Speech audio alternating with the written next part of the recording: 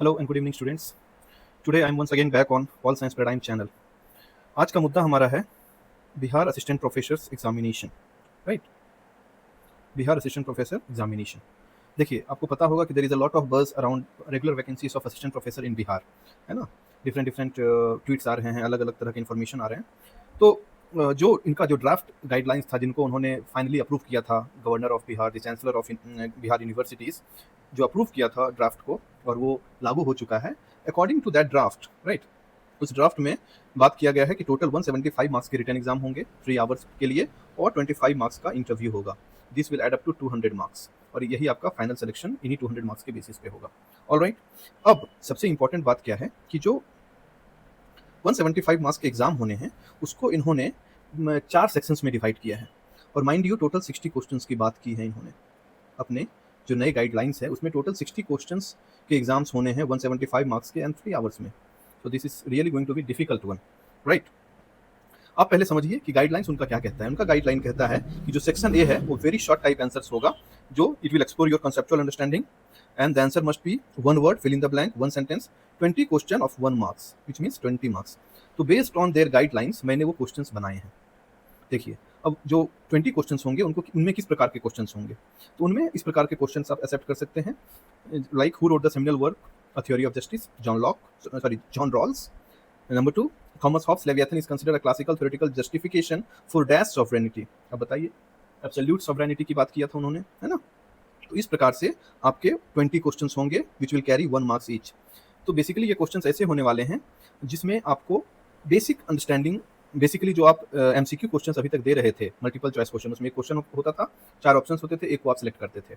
अब क्या है, सिर्फ क्वेश्चन इसमें दिया जाएगा, वो ऑप्शंस नहीं रहेंगे 1 to 20। वही समझिए कि आपको उस प्रकार के क्वेश्चंस इसमें होंगे जो there will be question, you will have to write one word answer, है ना। देखिए, one word, fill in the blank, या मैक्सिमम 1 सेंटेंस, है ना। जो ये इस प्रकार से ही क्वेश्चन बनाए जाएंगे जिसका 1 वर्ड आंसर हो या 1 सेंटेंस मैक्सिमम आंसर में जा सके। फॉर एग्जाम्पल, अगर 1 सेंटेंस का बात करते हैं तो डिफाइन सिक्योरिटी डिलेमा, है ना। 1 सेंटेंस में आप सिक्योरिटी डिलेमा को डिफाइन कर सकते हैं, हेजेमनी के कॉन्सेप्ट को डिफाइन कर सकते हैं। देखिए, एक इंपॉर्टेंट क्वेश्चन है, which liberal theorist differentiated human actions into self regarding and other regarding, है ना। तो ये हैं हमारे मिल साहब, जेम्स JS मिल, है ना। तो इस प्रकार के क्वेश्चंस आपको मिल सकते हैं 1 to 20 में। और कैसे क्वेश्चंस हैं, रीजन नोटबुक किसने लिखा, इजी, है ना। So similar complex equality Michael Walzer का क्या है, तो ब्रीफली बताइए, आपको एक सेंटेंस में आपको बताना पड़ेगा कि कॉम्प्लेक्स इक्वालिटी क्या है। तो इस प्रकार के क्वेश्चंस आप एक्सेप्ट कर सकते हैं 20 मार्क्स में, जो सेक्शन ए के तहत होगा। सेक्शन बी का क्या है, सेक्शन बी है शॉर्ट आंसर टाइप। इसमें क्या है, explore the relationship, mapping and conceptual interlinking. ये कहाँ से आया है, ये गाइडलाइंस है आपका, जो ड्राफ्ट रेगुलेशन जो स्वीकृत किया गया है गवर्नर ऑफ बिहार के द्वारा, जो चांसलर हैं हमारे बिहार यूनिवर्सिटीज़ के, उनके द्वारा जो स्वीकृत किया गया है, उसमें ये गाइडलाइंस है कि जो 15 क्वेश्चन होंगे 2 मार्क्स ईच के, उसमें क्या होगा, explore the relationship, conceptual interlinking and typical response should be 1 paragraph, है ना, 1 पैरा। तो 1 पैराग्राफ में आपको कॉन्सेप्चुअल जैसा क्वेश्चन होगा, कैसा क्वेश्चन होगा, कॉन्सेप्चुअल इंटरलिंकिंग, मैपिंग, रिलेशनशिप, है ना, इंटरलिंक करने के लिए उस प्रकार के क्वेश्चन होंगे। जैसे देखिए, what is the conceptual relationship between base and superstructure in classical Marxist theory. तो आपको बेस और सुपरस्ट्रक्चर के बारे में बताना है, और इसमें आप थोड़ा सा अपना छोटा सा डायग्राम भी बना सकते हैं, जो मैंने आपको बताया हुआ है एग्जाम्स के लिए, है ना। Briefly explain India strategic transition from orthodox non alignment to contemporary multi alignment, है ना। रिलेशनशिप तय हो रहा है, जो रिलेशंस का बात हो रहा है, non alignment to multi alignment का किस प्रकार से ट्रांजिशन हो रहा है। Explain the conceptual interlink between rights and duties, T H Green की जो फिलॉसफी है।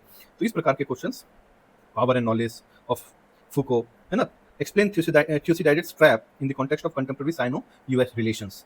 तो कितना इंपॉर्टेंट है, आपको थ्यूसिडाइडेड ट्रैप समझना पड़ेगा और फिर उसको साइनो यूएस रिलेशंस के कॉन्टेक्स्ट में बताना पड़ेगा। तो इसी प्रकार का जो आपके कॉन्सेप्चुअल इंटरलिंकिंग को चेक करेगा कि आप कॉन्सेप्चुअली क्लियर है और उसको रिलेट कर पाते हैं कि नहीं कंटेम्प्रेरी सिचुएशन के साथ। So this there will be 15 questions, है ना। टोटल यहाँ पे कितने क्वेश्चंस हैं, देयर आर इस 15 questions, 2 marks each, 30 marks total. So 15 questions आपको इसमें पूछे जाएंगे। Alright, so total 20 + 15 is 35। ये सेक्शन बी का बात है। सेक्शन सी में क्या है, रीजनिंग बेस्ड एनालिटिकल टाइप। अब this is the most difficult section as far as I can understand as per the given syllabus, है ना। जो सिलेबस है, गाइडलाइन है, जिस प्रकार से क्वेश्चन बनाने होंगे, उसमें क्या लिखा है, रीजनिंग बेस्ड एनालिटिकल टाइप, तर्क आधारित विश्लेषणात्मक प्रश्न। अब आप बताइए कि पॉलिटिकल साइंस में रीजनिंग, एनालिटिकल, ये किस प्रकार के क्वेश्चन होंगे। ये ऐसे क्वेश्चन होंगे जो आपके एप्लीकेशंस को, जो कॉन्सेप्ट्स हैं उसके एप्लीकेशंस को, उसके रीजनिंग को, आर्ग्यूमेंट्स को, और एक्स्ट्रापोलेशन का मतलब क्या होता है, विस्तार, है ना। विस्तार का मतलब कि एक्स्ट्रापोलेट करना, मतलब एक हाइपोथेटिकल सिचुएशन को इमेजिन करते हुए आपके कॉन्सेप्ट्स को वहां तक जाके उसको कोरिलेट करना है, ठीक है, आपको क्वेश्चंस दिए हैं, आपको मैं समझ में आएगा कि क्या कहने का क्या तात्पर्य है।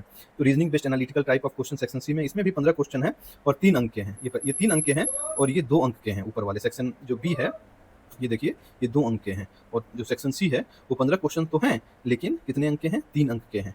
ठीक है, तो आपको समझना है कि जब 3 अंक के क्वेश्चन है तो आपको किस प्रकार से हैंडल करना है। इसमें देखिए कैसे क्वेश्चन हो सकते हैं, जैसे देखिए, explain the core principles of defensive realism. ये तो एक्सप्लेन कीजिए, 1 नंबर यहाँ मिल गया आपको। Two reason why unipolar world order is inherently unstable over the long term. अब इस डिफेंसिव रियलिज्म को एक्सप्लेन करते हुए यूनिपोलर वर्ल्ड, मल्टीपोलर वर्ल्ड का जो कॉन्सेप्शन है केनेथ वॉल्ड्स का, तो आपको बेसिकली क्या कह रहा है, केनेथ वॉल्ड्स के आइडियाज पे पूरा आपको इसमें आंसर लिखना है, इन चीजों को इंटररिलेट करते हुए। दूसरा क्वेश्चन देखिए, apply Hannah Arendt's reasoning on the banality of evil. जो बेनालिटी ऑफ इविल की बात की थी, बुराइयों की तुच्छता, है ना, किस कॉन्टेक्स्ट में हैना अरेंट ने इसका बात किया था? वो जो एकमेन ऑफ जेरूसलम है ना, who was the Eichmann of Jerusalem, the one who was responsible to follow the orders of execution, है ना, जो वहाँ के ज्यूज को एक्स्ट्राडिट किया गया था गैस चैम्बर के तहत। तो जो फाइनल अथॉरिटी जो था, जो उनको अथॉरिटी नहीं, अथॉरिटी तो कमांड कर रहा था, तो जो एकमेन था वो किस प्रकार से फॉलो कर रहा था अपने अथॉरिटी, अपने कमांड, जो सुपेरियर था उनके कमांड को, तो उसी के जो मनोदशा को समझाते हुए हैना अरेंट इस वर्ड का यूज करती है, बेनालिटी ऑफ इविल। एकमेन का कहना था कि मैं तो कोई गलती नहीं कर रहा था, मैं तो अपना ड्यूटी कर रहा था, जो ऊपर से मुझे आदेश दिया गया था कि आपको गैस चैम्बर में ये करना है, मैं वो कर रहा था, सिंपल, मैं अपने मास्टर्स के आदेश को पालन कर रहा था। तो आप मुझे ट्वीट नहीं कर सकते हैं कि मैं कुछ गलत कर रहा था। गलत वो कर रहे होंगे जो ये आदेश दे रहे थे, मैं तो आदेश को फॉलो कर रहा था। सो बेनालिटी ऑफ इविल उस कॉन्टेक्स्ट में हैना अरेंट ने यूज किया था। अब देखिए, apply Hannah Arendt's reasoning on the banality of evil to extrapolate the dangers of highly compartmentalised modern bureaucratic state. कि जो मॉडर्न ब्यूरोक्रेटिक स्टेट है वो किस प्रकार से, मतलब यही है एक्स्ट्रापोलेट, मतलब ऐसा हो नहीं रहा है, लेकिन एक आपको हाइपोथेटिकल सिचुएशन दिया गया कि हमारे पास्ट में पेनाल्टी ऑफ इविल क्या था, जो पॉलिटिकल मास्टर्स के ऑर्डर को फॉलो कर रहा था, कौन, जो डेजिग्नेटेड अथॉरिटी था। उसी प्रकार से क्या जो हमारा मॉडर्न ब्यूरोक्रेटिक स्टेट है वो भी अपने पॉलिटिकल मास्टर्स के बातों को आंख बंद करके फॉलो कर रहा है, और इस प्रकार से क्या वो भी जो भी समस्याएं क्रिएट हो रही है आज के मॉडर्न स्टेट सिस्टम में, आर दे ऑल्सो रिस्पॉन्सिबल, मतलब उसी से रिलेट करने की बात है। तो देखिए कितना अच्छा ये एप्लीकेशन पार्ट है पेनाल्टी ऑफ इविल का। और इसी प्रकार के क्वेश्चंस आपको सेक्शन सी में देखने के लिए मिलेंगे, रीजनिंग बेस्ड एनालिटिकल टाइप। और भी क्वेश्चंस अगर हमारे पास उस प्रकार से हैं तो आप देख सकते हैं, जैसे कि कुछ इंपॉर्टेंट हो। ओके, देखिए, how national identity and historical norms shape the foreign policy of A state. यहाँ तक समझिए। तो ये बेसिकली क्या, किस चीज़ के बारे में, इंटरनेशनल रिलेशंस में एक बहुत इंपॉर्टेंट थियरी है इंटरनेशनल रिलेशंस का जो थियरी है कंस्ट्रक्टिविज्म का। तो आपको देखिए कहीं कंस्ट्रक्टिविज्म का बात नहीं किया गया है, लेकिन नेशनल आइडेंटिटी, नॉर्म्स, है ना, इस प्रकार की जब बात होगी तो कंस्ट्रक्टिविज्म की आइडिया को आपको समझना पड़ेगा। रचनावाद, है ना, सोशल कंस्ट्रक्टिविज्म, देखिए, हाँ, है ना। तो इस प्रकार के आइडियाज को कंटेम्प्रेरी एग्जांपल के साथ आपको बताना है। तो दीस आर इंपॉर्टेंट क्वेश्चंस। जैसे देखिए, reason out why Niccolo Machiavelli is frequently classified as the first modern political thinker.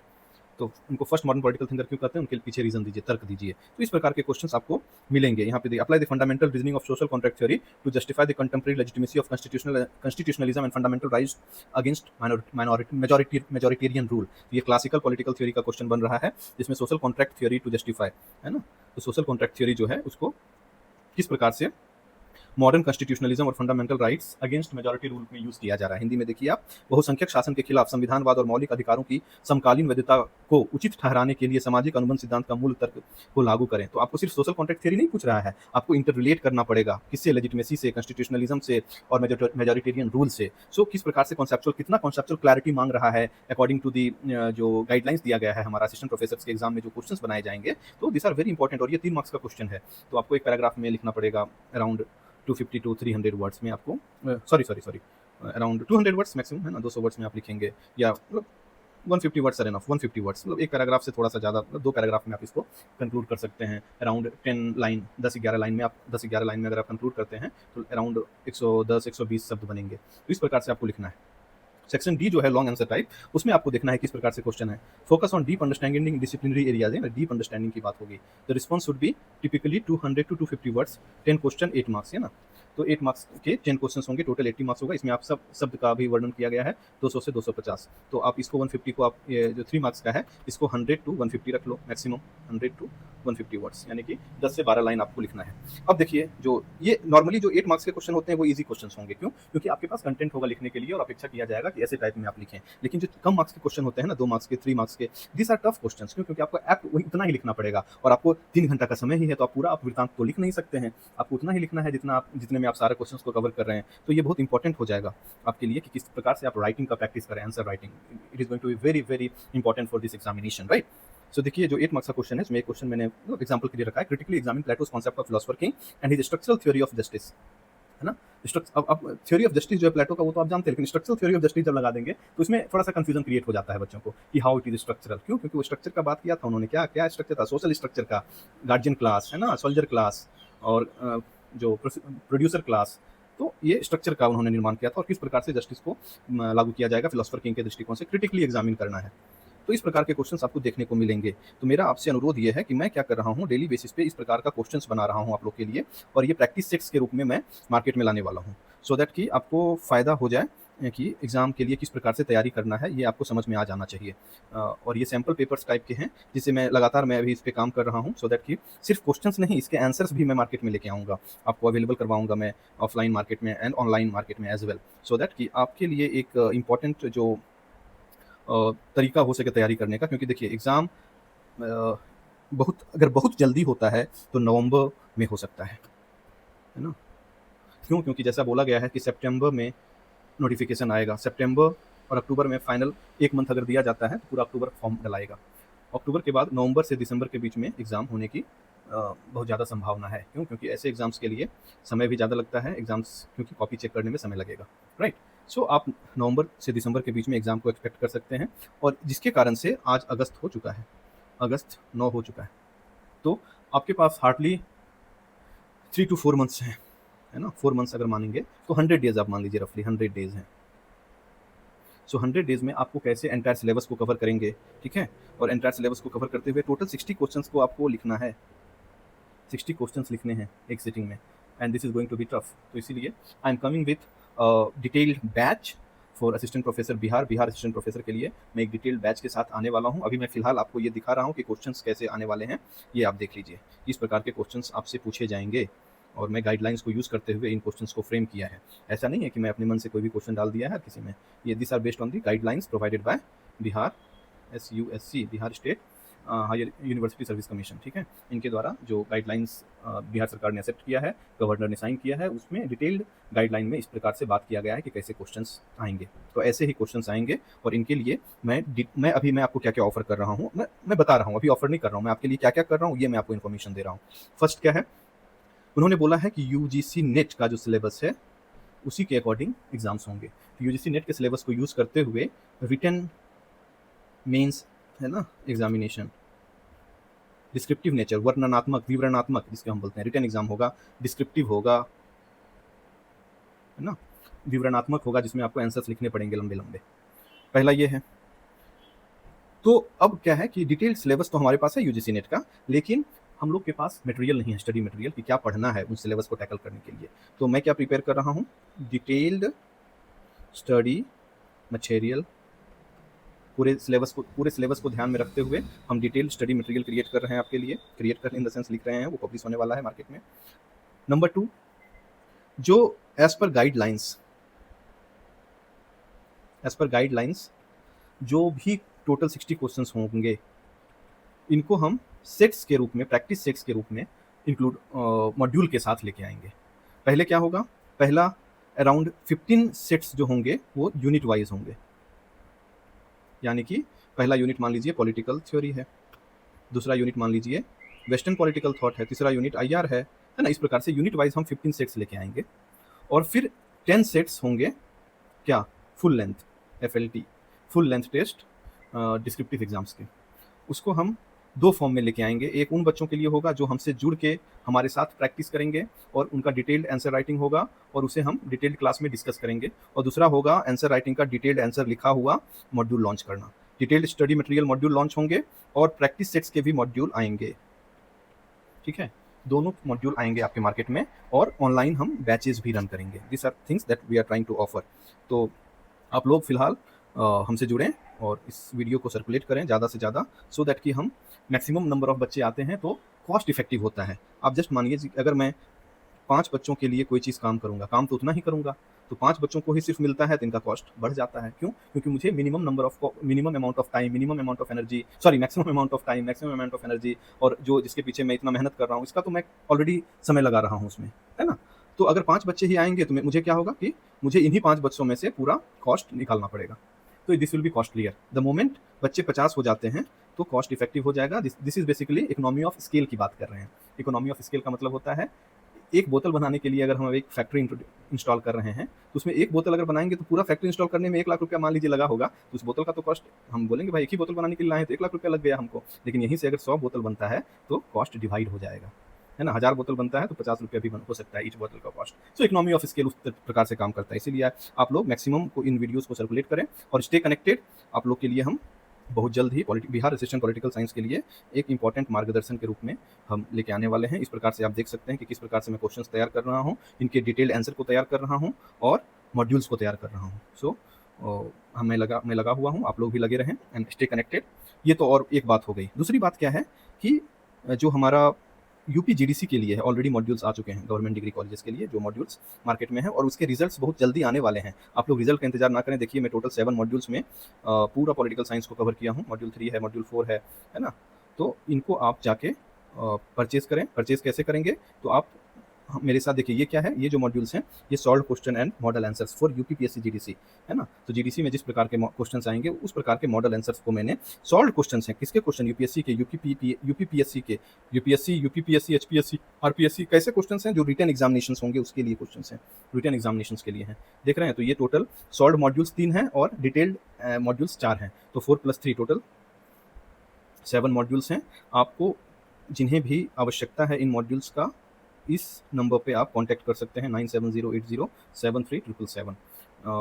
आप जल्दी से कांटेक्ट करें। ऑलरेडी 1 बैच ऑफ ये मॉड्यूल्स स्टॉक खाली हो चुके थे। मैं दूसरे बैच ऑफ मॉड्यूल्स को मैंने ऑर्डर दिया है और वो भी पब्लिश होके आ गया है हमारे पास। तो आज ही शाम में हमारे पास डिलीवर हुआ है, पब्लिश होके। Next batch of this modules for UPPSC GDC examinations, जिसके रिजल्ट्स बहुत जल्दी आने वाले हैं। आप लोग रिजल्ट्स का वेट ना करें, आप लोग मॉड्यूल जल्दी से जल्दी ले लें, सो दैट कि अब मैं नेक्स्ट बैच पब्लिश नहीं करूँगा। क्यों? क्योंकि एग्जाम जब रिजल्ट आ जाएंगे, बच्चे जिनका सेलेक्ट हो जाएगा वो ऑलरेडी लग जाएंगे पढ़ने के लिए। तो बहुत ज़्यादा मेरे पास वक्त नहीं है कि मैं फिर से नेक्स्ट बैच ऑफ मॉड्यूल्स तैयार करूँ और फिर वो स्टॉक में पड़े भी रह सकते हैं, क्योंकि ऑलरेडी लगभग मोर देन 500 मॉड्यूल्स निकल चुके हैं मार्केट में। और नेक्स्ट बैच को भी मैं अराउंड उतना ही क्वांटिटी में मैं नेक्स्ट बैच ऑफ मॉड्यूल्स को पब्लिश करवाया हूँ। तो प्लीज़ गो एंड प्लीज़ जिनको भी आवश्यकता है इस नंबर पे आप लोग कांटेक्ट करें। व्हाट्सएप के माध्यम से कर सकते हैं, आपको रीच आउट किया जाएगा हमारी टीम के द्वारा। उनको आप डिटेल एड्रेस देंगे और हाँ, इनका कॉस्ट जो होने वाला है दैट इज़ व्हाट, देखिए टोटल 7 मॉड्यूल्स हैं। ईच मॉड्यूल का कॉस्ट 799 ईच है ना?